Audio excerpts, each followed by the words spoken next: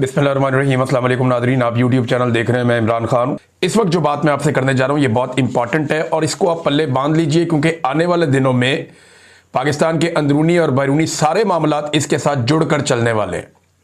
Number एक, अमरीकी वजीर खारजा मार्को रूबियो ने अभी हाल ही में एक स्टेटमेंट दिया है। अभी चंद घंटे पहले मैं देख रहा था, उन्होंने जो बयान दिया उसमें उन्होंने एक बहुत बड़ा इंकशाफ कर दिया है। पाकिस्तान के अंदर नॉर्मली ये तासुर था कि पाकिस्तान के ऊपर अमेरिका दबाव डाल रहा है कि आप गजा के अंदर अपनी फौज भिजवा दें। ये तासुर बन रहा था पाकिस्तान के अंदर, बहुत सारे लोग ये बात कर रहे थे, हम भी ये बात कर रहे थे। और है भी यही कि पाकिस्तान की फौज गजा में जानी चाहिए स्टेबलाइजेशन फोर्स के अंदर। ये अमेरिका की ख्वाहिश है और अमेरिका सिर्फ पाकिस्तान की नहीं, बहुत सारे और मुल्कों की भी फौजें ये चाहेगा कि वो गजा में पहुंच जाएं और वो काम करें जो इसराइली नहीं कर पाए, या कम से कम इसराइली मफादात या अमरीकी मफादात। सारी कहानी मैं आपके सामने रख देता हूं कि एक्चुअली होने क्या जा रहा है। लेकिन मार्को रूबियो ने, जो अमरीकी वजीर खारजा हैं, उन्होंने एक बहुत बड़ा इंकशाफ किया। उन्होंने कहा जी, हम पाकिस्तान के शुक्रगुजार हैं कि पाकिस्तान ने गजा के लिए आलमी इस्तेहकाम फोर्स का हिस्सा बनने की पेशकश की और हम इस पेशकश पे गौर कर रहे हैं। अंदाजा कीजिए आप, यानी पाकिस्तान अमेरिका को जाकर कहता है कि आप गजा के अंदर जो फौज भिजवाना चाह रहे हैं, एक आलमी फौज बनाकर, हम उसका हिस्सा बनना चाहते हैं। पाकिस्तान खुद पेशकश कर रहा है। अब दो चीजों पे आपने गौर करना है। एक स्टेटमेंट डोनाल्ड ट्रंप ने दिया और एक स्टेटमेंट दिया मार्को रूबियो ने। डोनाल्ड ट्रंप ने कहा कि शहबाज शरीफ और फील्ड मार्शल आसिम मुनीर, ये दोनों बहुत अच्छे लोग हैं।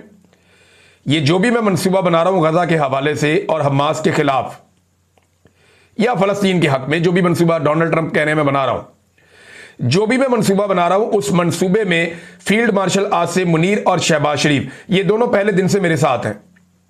ये बात किसने की? डोनाल्ड ट्रंप ने।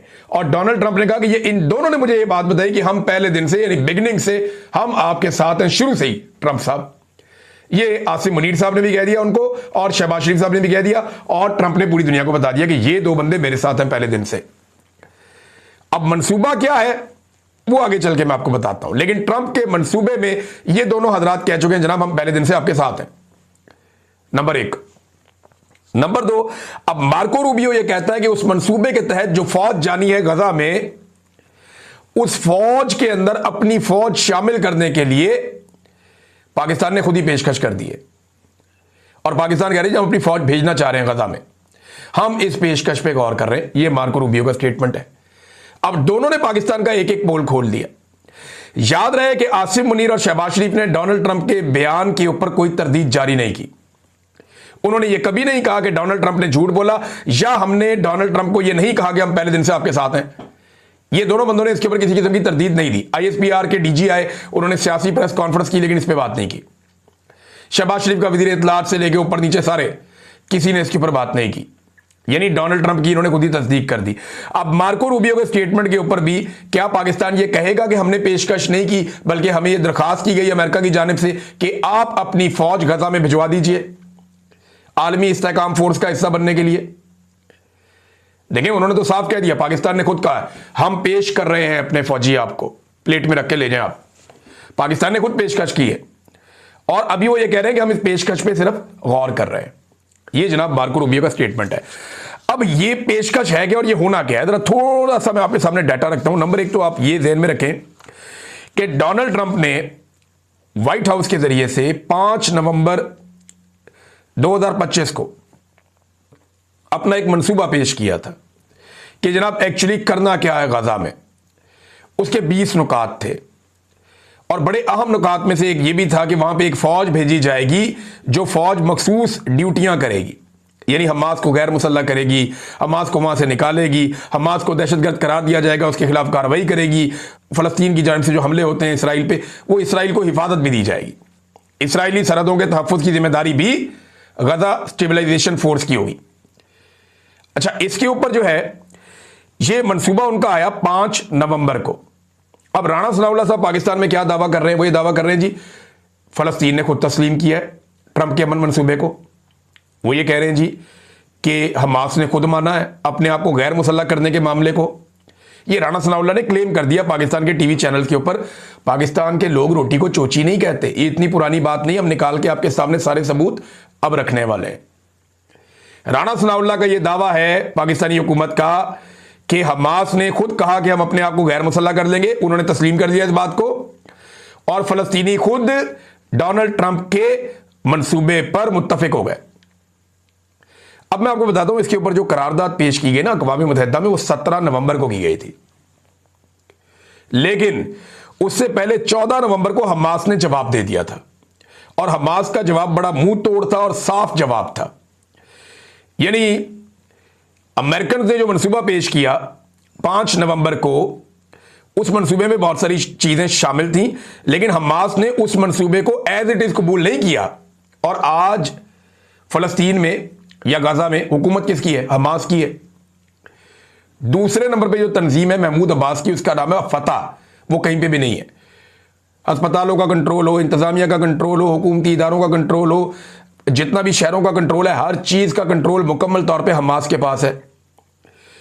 और जो एक सर्वे हुआ इसी साल अक्टूबर 2025 में, एक सर्वे हुआ बड़ा वसी, और उसकी रिपोर्ट के मुताबिक हमास की मकबूलियत इस वक्त फलस्तीन में सबसे ज्यादा है, और नंबर 1 पे हमास है, नंबर 2 पे फतह है, और हालिया सर्वे के मुताबिक हमास की मकबूलियत फतह से दुगनी है। यानी 2/3 जो फलस्तीन है वो फतह के मुकाबले में हमास के साथ खड़ा है, और हुकूमत भी हमास की है। तो लाजमी बात है जो हमास कहेगा वही फलस्तीन कह रहा होगा ना। अब आप कागजों के अंदर लिख दें कि जनाब महमूद अब्बास साहब जो है वो मालिक है, तो वो मालिक तो नहीं बन जाएंगे। मालिक तो वही होगा जिसके बाद इक्तदार होगा, जिसके बाद अवामी सपोर्ट होगी। तो अवामी सपोर्ट जो है वो हमास के पास है। ये अक्टूबर 2025 की रिपोर्ट है उसके मुताबिक, यानी आज से 2 महीने पहले तक। और ये जंगबंदी के बाद की बातें मैं आपको बता रहा हूं। इतनी लड़ाई और इतने नुकसान के बाद भी फलस्तीनी हमास के साथ ज्यादा बड़ी तादाद में खड़े हैं। हमास ने जिन बातों पे इत्तफाक किया था डोनाल्ड ट्रंप के मंसूबे में, उसमें 2 चीजें थी। नंबर 1 यरगमालियों की रिहाई की जाए, नंबर 2 जंगबंदी की जाए। ये 2 चीजों के ऊपर उन्होंने कहा जी फौरी जंगबंदी कर दें मुस्तकिल तौर पे, और यरगमालियों को छोड़ा जाए। आप हमारे कैदी छोड़े, हम आपके कैदी छोड़ते हैं। ये चीजें हमास ने मान ली थी। जिन चीजों को हमास ने नहीं माना था वो कौन सी थी? जिस पे राणा सनाउल्लाह साहब कह रहे हैं ना कि वो कह रहे हथियार भी दे देंगे, वो कह रहे हुकूमत भी खत्म कर देंगे, वो कह रहे जी चीजें हम मानेंगे और इसके लिए हम अपनी फौज वहां भिजवाना चाहते हैं, राणा सनाउल्लाह साहब कह रहे हैं, या इसहाक डार साहब आज कह रहे हैं।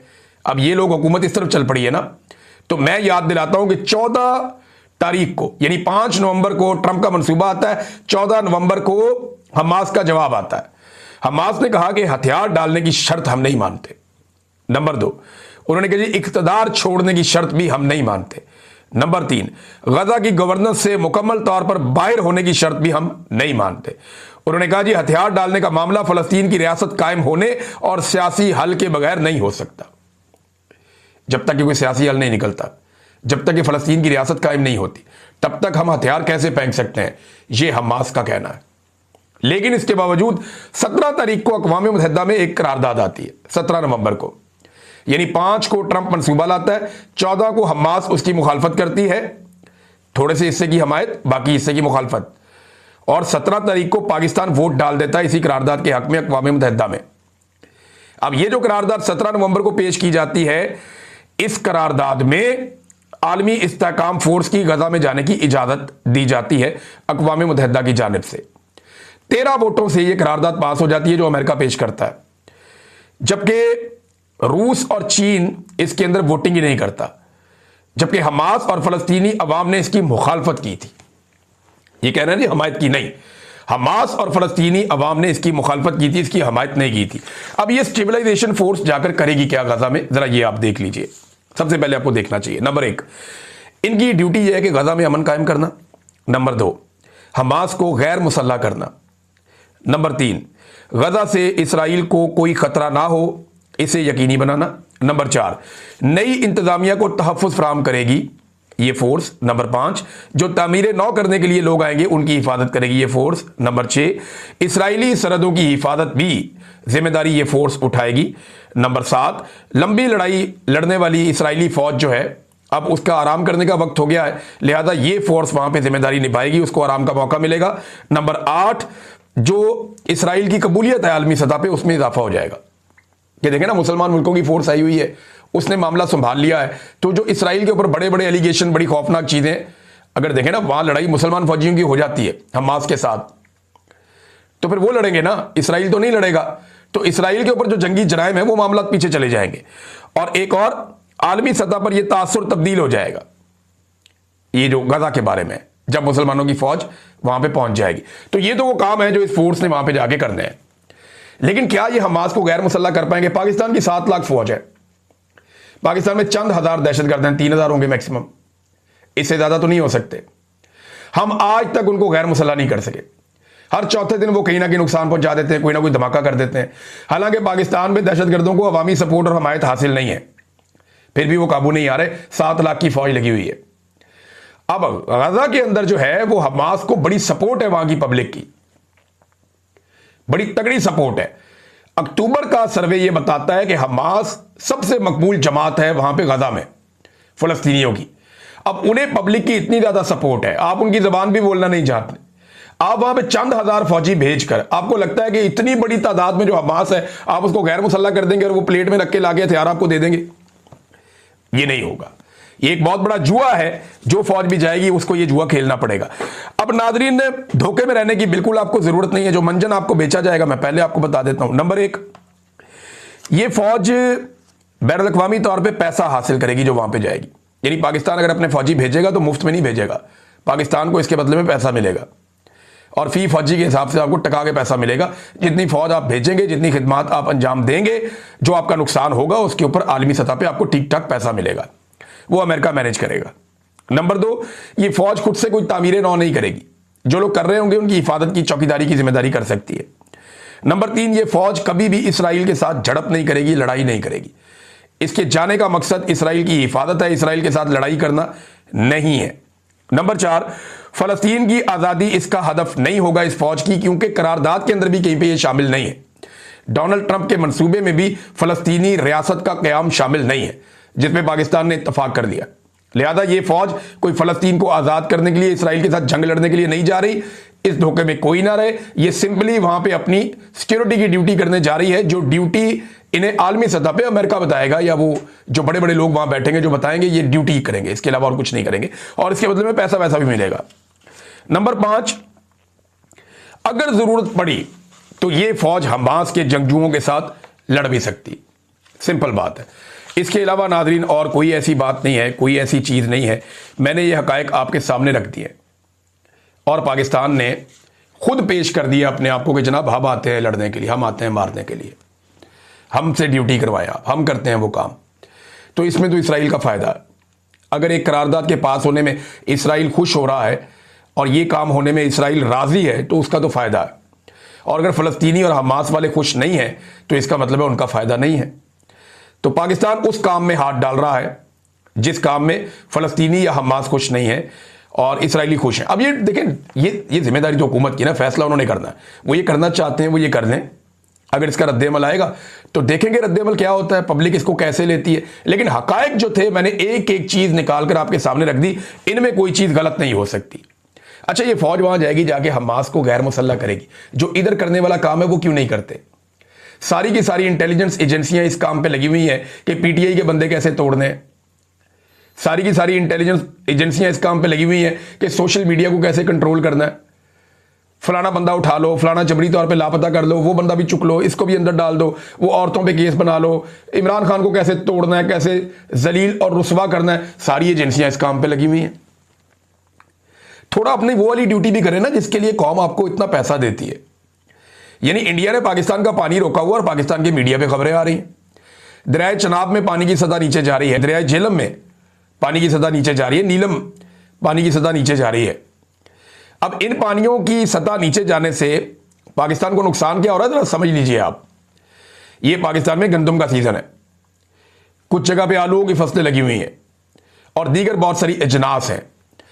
यहां पे पानी देना पड़ता है, बारिशें तो हो नहीं रही तो आपको पानी देना पड़ेगा। नहरी पानियों के ऊपर, खालों के पानियों के ऊपर इन्हिसार है पाकिस्तान के किसानों की एक बहुत बड़ी अक्सरियत का। अब नहरें खुश्क हो रही हैं, ये रिपोर्ट जियो पे भी आई, बाकी जगहों पे भी आई। तो इंडिया ने पाकिस्तान का पानी रोका हुआ है। एजेंसियां बजाय पीटीआई के पीछे या इमरान खान के पीछे हाथ धो के पड़ी हुई हैं, वो जाएं और जाकर पता करें कि इंडिया ने कहां कहां पे पानी रोका हुआ है और उस पानी को जो पाकिस्तान का है, जिस पानी के ऊपर पाकिस्तान का हक है, उस पाकिस्तान के पानी को इंडिया से आजाद कैसे करवाना है। कश्मीर तो आजाद हुआ नहीं हमसे आज तक, लेकिन चले अपना पानी छुड़वा लें इंडिया से। सिंध तास मुआहदे के बारे में भारत ने कहा था कि हम इसको नहीं मानते, और आज वो खतों किताबत का जवाब भी नहीं दे रहा, वो पाकिस्तान के साथ डाटा शेयरिंग भी नहीं कर रहा। ये बहुत बड़ा नुकसान है पाकिस्तान का, और हमारी फसलों को आने वाले सालों में ये तबाह कर देंगे अगर इसी तरीके से इन्होंने हमारा पानी रोके रखा। तो जब सैलाब आते हैं, पानी ज्यादा आता है, तो ये सारा पानी छोड़ देते हैं, इजाफी पानी छोड़ते हैं पाकिस्तान के अंदर, खड़ी फसलें तबाह कर देते हैं। और जब पानी की किल्लत होती है या बारिशें कम होती हैं, तो ये हमारा सारा पानी रोक लेते हैं डैमों के अंदर, और जो थोड़ा बहुत फ्लो आ रहा होता है, हमारे किसान अपनी फसलें उगाते हैं, वो भी रोक लेते हैं। एजेंसियों को इधर जाना चाहिए, ये हमास को जाके गैर मुसल्ला बाद में कर लें, पहले पाकिस्तान का पानी इंडिया से छुड़वा लें, जो करने वाला काम है। अब तो फील्ड मार्शल का ओहदा भी है आसिम मुनीर साहब के पास, उन्हें फौरी तौर पे ये काम करना चाहिए, क्योंकि इसके बगैर पाकिस्तान को बड़ा शदीद नुकसान हो जाएगा। नादरीन, इमरान खान साहब की बहनें और उनके बेटे लगातार आलमी मीडिया को इंटरव्यूज दे रहे हैं। इमरान खान की बहन अलीमा खानम ने कैटी हॉल पर शो में शिरकत की, वहां उन्होंने काफी बातें की। उन्होंने बताया जी कि इमरान खान को जब वो रूस गए तो वो सस्ता तेल और गंदम लेना चाहते थे, लेकिन फिर उन्हें निकाल दिया गया, रजीम चेंज किया गया, लोगों ने उसके ऊपर बड़ा रद्द-ए-अमल दिया, वहां से एक तहरीक खड़ी हो गई। तो बड़ी तफसील से उन्होंने बताना शुरू किया चीज़ों का, और जिन हालात में इमरान खान साहब को रखा जा रहा है, जो तकलीफ दी जा रही है, वो भी बताया। और इमरान खान साहब जो पैगाम बाहर भिजवाना चाहते हैं, वो क्यों उनको ये तरीकाकार अडॉप्ट करना पड़ा, ये भी उन्होंने बताया। दूसरी जानिब इमरान खान साहब के बेटे लगातार अपने वालिद की कैद तन्हाई और उनके ऊपर जो जुल्म हो रहा है, जो गैर कानूनी तौर पर इनको हिरासत में रखा गया है, वो उस मामले में, और उनको किसी किस्म का इंसाफ भी नहीं मिल रहा, ये चीज़ें आलमी मीडिया पे उठा रहे हैं। इन्होंने इंटरव्यू दिया मेहदी हसन साहब को, और मेहदी हसन साहब को इंटरव्यू देते हुए उन्होंने ये भी बताया कि बरतानवी हुकूमत का ख्याल है कि इन हालात में इमरान खान के बच्चों को पाकिस्तान नहीं जाना चाहिए। ये बरतानवी हुकूमत भी नहीं चाहती कि वो पाकिस्तान में इस वक्त आए, क्योंकि हालात ठीक नहीं है। ये बरतानवी शहरी है ना, बरतानिया फिर बताता है अपने शहरियों को, एडवाइजरी जारी करता है कि आपने जाना है या आपने नहीं जाना, या हालात पाकिस्तान में क्या है। ये प्रॉब्लम तो रहती है, जो भी बंदा पाकिस्तान जाता है उसके साथ क्या वहां सलूक किया जाता है। ये बहुत सारे बंदों ने हमें आकर बताया कि जनाब हमारे साथ तो ये कुछ हुआ पाकिस्तान में। तो आलमी मीडिया पे ये लोग आवाजें उठा रहे हैं, और इन आवाजों से असर पैदा होगा। ऐसा नहीं है कि ये ऐसे ही वो बेचारे हवा में तीर चला रहे, नहीं, वो अपनी पूरी कोशिश कर रहे हैं। इमरान खान साहब की फैमिली, वो अपना पूरा जोर लगा रहे हैं। ओवरसीज पाकिस्तानियों ने भी जोर लगाना शुरू किया। मैं कुछ नौजवानों को यूरोप में देख रहा था, जिन्होंने कॉन्फ्रेंस भी करवाई थी सोशल मीडिया की, अलादीन वगैरह और बाकी और दोस्त हैं वहाँ पे, काफ़ी सारे अच्छे नौजवान हैं, बड़े एनर्जेटिक लोग हैं। यहाँ पे बरतानिया में एक नौजवान है मुआज, ये सारे भाग दौड़ कर रहे हैं। जो पुराने लोग हैं, सज्जाद बरकी साहब हैं, ये क्योंकि सारी ओवरसीज पाकिस्तानियों को देखते हो, पाकिस्तान तहरीक-ए-इंसाफ दोबारा से अपने आप को रीअलाइन कर रही है। इन्होंने ये भी फैसला किया कि हर मंगल वाले दिन जब इमरान खान साहब की बहनें जाएंगी मुलाकात करने के लिए, हम इन मुल्कों में धरने देंगे और बैठ जाएंगे कि जनाब इंसाफ फराहम किया जाए, इमरान खान साहब की मुलाकातें खोली जाएं। तो ये बड़ा पॉजिटिव है कि पाकिस्तान तहरीक-ए-इंसाफ ने दोबारा से जो ओवरसीज चैप्टर है अपना, उसको रीअलाइन किया है कि मिलजुल कर दोबारा से काम करते हैं। दूसरी जानिब पाकिस्तान के अंदर भी दबाव बढ़ाया जा रहा है। तहरीक तहफ़्फ़ुज़ आईन पाकिस्तान, उन्होंने आज कौमी कॉन्फ्रेंस आज से शुरू हो रही है, आज चलेगी, कल चलेगी, 2 दिनों में। महमूद खान अचकज़ई उसकी सदारत करेंगे, और ये जुल्म के खिलाफ इज्तिमाई दानिश से राह निजात के इकट्ठे होंगे, बैठेंगे, मिलकर फैसला करेंगे और एक दूसरे के साथ मिलकर मसाइल का हल निकालेंगे। फिर तहरीक तो आपको चलानी पड़ेगी। देखिए, डिक्टेटर कभी भी डायलॉग के जरिए नहीं गया। अगर किसी को लगता है कि डिक्टेटर के साथ डायलॉग किए जा सकते हैं, तो डिक्टेटर सबसे पहले अपनी कुर्सी बचाता है, अपने इक़्तिदार और अपनी ताकत को बचाता है, अपने आप को मजबूत करता है, और उसके बाद अपने खाने में से जो बची हुई हड्डियां हैं वो बाकियों के आगे डालता है कि ये खा लो। डिक्टेटर हमेशा सड़कों के जरिए से ही घर जाता है तो जाता है, ताकत के जरिए से घर जाता है तो जाता है। डिक्टेटर कभी भी बगैर ताकत के घर नहीं जाता, वो डायलॉग से कभी बात नहीं मानता।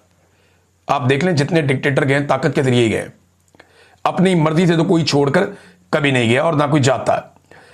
अब जो लोग कह रहे थे कि जी कोई गेम बन रही है वहां कोट लखपत जेल के अंदर से आपको अच्छी खबरें आएंगी, कोई मुज़ाकरात चल रहे हैं, अंसार अब्बासी साहब ने खबर भी दी। अब ये लोग ये बातें करते रहते हैं, लेकिन आप ये देखें ना कि कल लाहौर की अदालत ने यास्मीन राशिद साहबा को, महमूद रशीद साहब को, उमर चीमा साहब को, एजाज चौधरी साहब को, दीगर कुछ 4 लोग और हैं, अब्दुल्ला साहब हैं, दूसरे लोग हैं, इन्हें 10-10 साल की सजाएं दे दी। खिड़की तोड़ी, शीशा तोड़ा, 10-10 साल की सजाएं इनको दे दी 9 मई में। तो ये निज़ाम कोई रुजू करने वाला है या इस निज़ाम को कोई गुंजाइश पैदा करनी है पाकिस्तान को आगे निकालने के लिए? सवाल ही पैदा नहीं होता। ये अपना जुल्म और बर्बरियत बढ़ाते चले जाएंगे, बढ़ाते चले जाएंगे। लिहाजा जिसको उम्मीद है ना कि मुज़ाकरात के ज़रिए से, बातचीत के ज़रिए से ये कोई रास्ता निकालेंगे, तो इमरान खान ने बहुत पहले ये कह दिया था कि आसिम मुनीर, उनको एक तो ज़हनी मरीज़ कहते हैं, दूसरा उन्होंने कहा था ये अपने इक़्तिदार के लिए किसी भी लेवल तक जाएगा। तो अब इक़्तिदार तो उन्हें मिल गया है और अब वो किसी भी लेवल तक जा सकते हैं। जैसे ही उन्हें इक़्तिदार मिला, उन्होंने फैज़ हमीद को भी 14 साल के लिए लंबा कर दिया, यहाँ पे 10-10 साल की सजाएं सुना दी, इमरान खान साहब की मुलाकातें बंद कर दी और अब तक उनकी मुलाकातें नहीं हो रही। एमनेस्टी इंटरनेशनल ने 2 तरह के मुतालबात किए। एक तो जो इमरान खान साहब की मुलाकातें बंद की गई हैं, उस हवाले से उन्होंने आवाज़ उठाई। सोराब बरकत साहब के हवाले से एमनेस्टी इंटरनेशनल ने आवाज़ उठाई, ये बड़ी ज़्यादती है, ये बंद होनी चाहिए। नाज़रीन, खबरें बहुत सारी हैं मेरे पास और ये बड़ी इंटरेस्टिंग खबरें हैं, लेकिन आज के दिन में एक केस चलना था इमरान खान साहब का अदालत में, तोशाखाना का, जहाँ पे वो सामने आ सकते थे लोगों के। लेकिन अभी मेरे पास इसके बारे में कोई वाज़े खबर नहीं है। लेकिन सलमान अकरम राजा साहब ने कहा था कि कहा जा रहा है कि इमरान खान की किसी से मुलाकात नहीं होगी और केसेस की जो तारीख भी पड़ेगी वो वीडियो लिंक के जरिए पड़ेगी, वो अपनी कोठरी में ही रहेंगे जेल ट्रायल के लिए। ये नोटिफिकेशन कर दिया गया, ये सलमान अकरम राजा साहब ने कहा था। तो आप यहां से अंदाजा कर लें कि ये निज़ाम इमरान खान से कितना खौफज़दा है। अभी इसी खौफ का फायदा उठाते हुए अगर पब्लिक बाहर आ जाती है तो फिर निज़ाम की ऐसी की तैसी, ये सारे अवाम के सामने घुटनों पे बैठ के सलूट मारेंगे और माफ़ी मांग के अपनी अपनी आईनी हुदूद में वापस जाएंगे। लेकिन अवाम को एक दफ़ा टाइम निकालना पड़ेगा। अब तक के लिए इतना ही। अपना ख्याल रखिएगा, अपने चैनल का भी। अल्लाह हाफिज़।